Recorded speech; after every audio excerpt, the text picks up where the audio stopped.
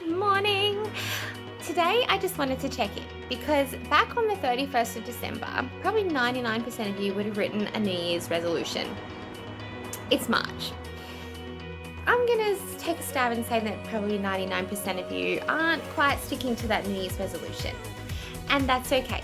No guilt, no judgment. It happens, okay, for many different reasons. So I've talked about plans before. I've talked about knowing your why. I'm going to do a lot more on getting to the real core reasons of your why. But today I want to give you some food for thought about why this might not be happening for you. And it's all about who are you listening to? Okay, so you might want to get a pen and paper, write this down because it'd be really beneficial to actually go through and analyze each of these steps as we go. So the first thing that I want you to think about when you think who are you listening to is where is your information coming from?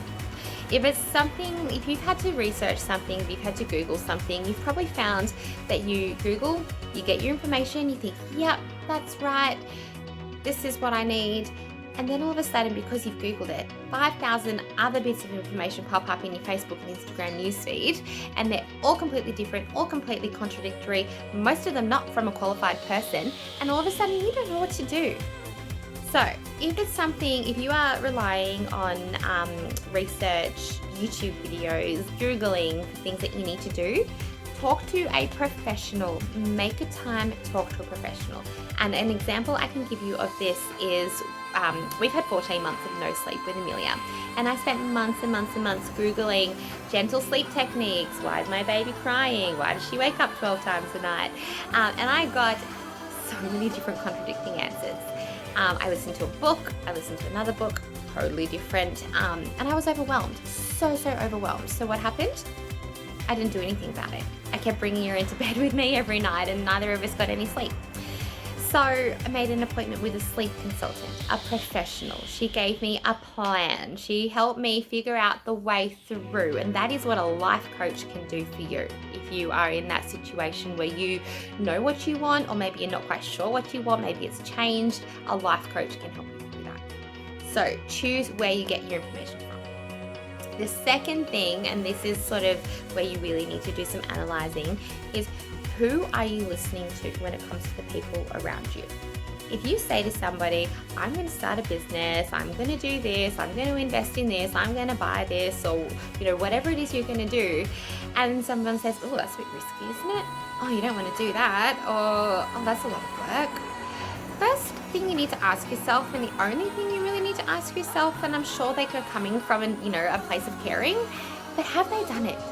Have they done exactly what you are trying to do? And if the answer is no, do not take it on board, okay? Humans are conditioned to need to belong and need love. So for somebody to seemingly be judging them, or somebody to disagree with what they're doing, for a lot of people that's enough to turn them off what they're doing completely. Don't let that be you, okay? The next thing you need to understand with other people is you need to ask yourself, why am I listening to them? Okay, and how am I getting my needs met by what they are saying? So if you have self-doubt of your own, which I'll get to in a moment, if you have self-doubt of your own and you are listening to people feed you more doubt, they are feeding the narrative in your mind, and you are going to choose to listen to them because they are validating what you are thinking. So, I guess you really need to choose who you surround yourself with. And that includes on social media as well. Thank people for their opinions. It's okay, they have their opinions. Their opinions are all formed by their experiences, okay? So they might not think a business is going to work because they might have watched their parents' business fail. They haven't experienced it themselves, but they've watched it. So their beliefs, their belief systems all come from their life, okay? They are not yours. As far as they go with you, they're just an opinion. They are not fact, and I'm sure I've said that before on here. They are not fact, okay? far as social media goes, if you are on Facebook and you have a dear friend who just continually posts, oh, I feel terrible today, and everyone's going, why, or whinge, or negative talking about people, bitching and whinging about people, you don't have to unfriend them, but cut it off. You don't need to see it, okay?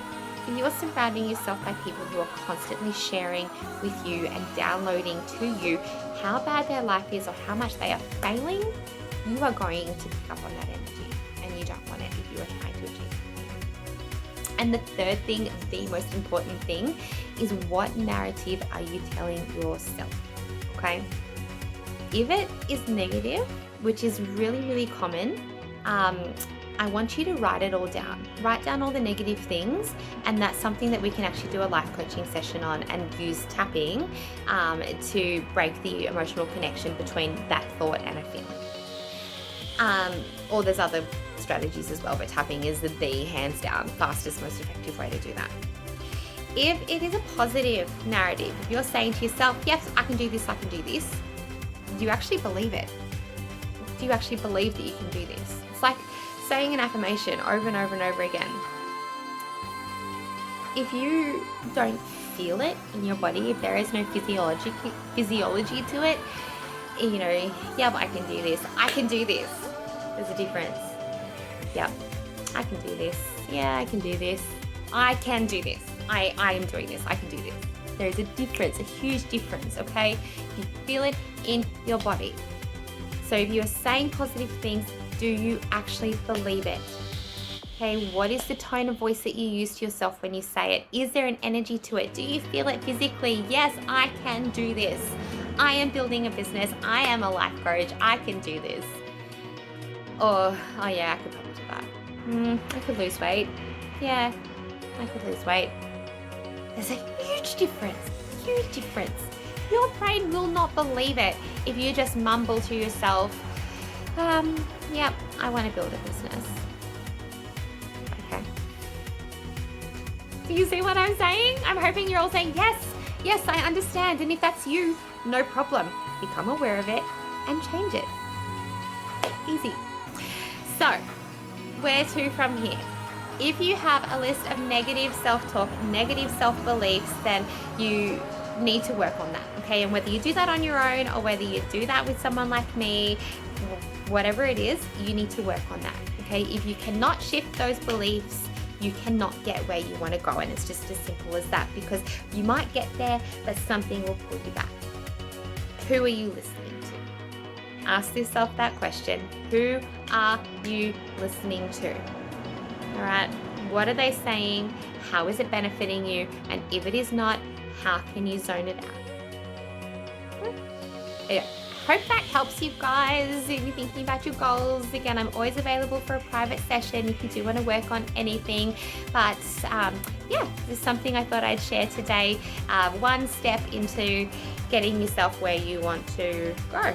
Have a great day.